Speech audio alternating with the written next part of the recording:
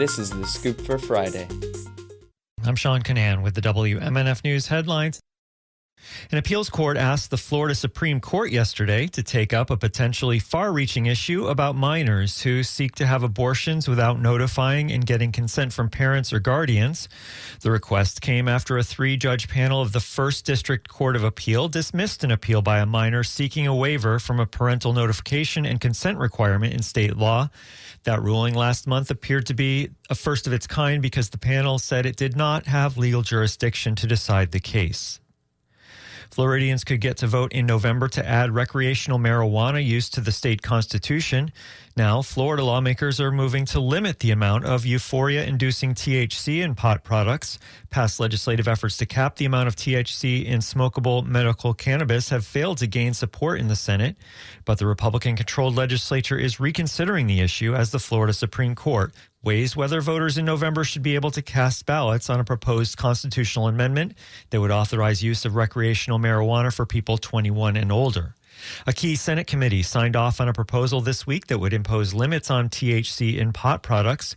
State Senator Gail Harrell supports the THC limits. There is no doubt that this high-potency cannabis has a real risk of psychosis for many, many people, especially young people.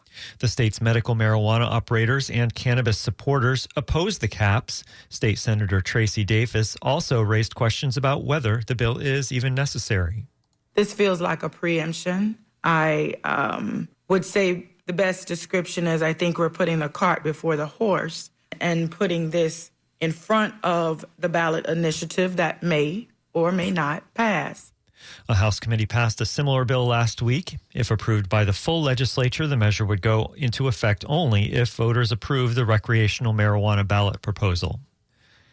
The Florida House and Senate approved budget proposals yesterday. Now they're ready to negotiate a spending plan for the next fiscal year. The House and Senate budgets are more than $115 billion, and they're about $400 million apart. Negotiators will have to bridge the overall money difference, and they'll have to work out a number of other details in the nearly 500-page plans. It's unclear when formal negotiations will start, but the annual legislative session is slated to end March 8th. The new budget will take effect July 1st. A bill advancing through the Florida legislature would delete most references to climate change in state law. The Tampa Bay Times reports the bill is supported by House Speaker Paul Renner. He says the bill is needed to ensure that power is reliable and affordable for Floridians. House Bill 1645 would enact wide-ranging changes to Florida's energy policy. The bill would repeal entire sections of Florida law that mention climate change, including a grant program that helps local governments and school districts reduce greenhouse gas emissions. Manatees have been flocking to a canal filled with warm water from a power plant's cooling ponds. WMNF's Chris Young went to Apollo Beach in South Hillsborough County to find out why. The manatees gather in the clean, warm water discharge canal of a Tampa electric power station.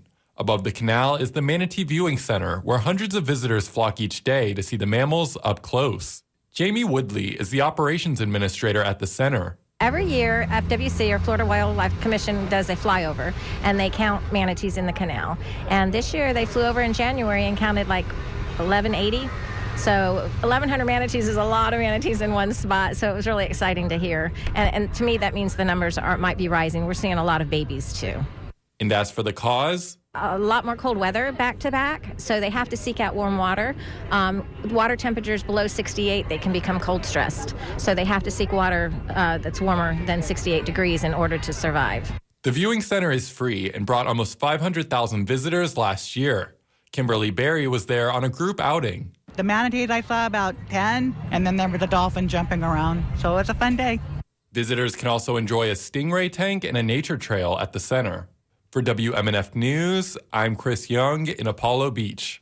Today it'll be partly cloudy and warm with highs in the high 70s. Tonight mostly cloudy, overnight lows near 60. Tomorrow cloudy and warm, highs will be near 80. I'm Sean Canan with the WMNF News headlines. This is The Scoop, recorded at WMNF Tampa.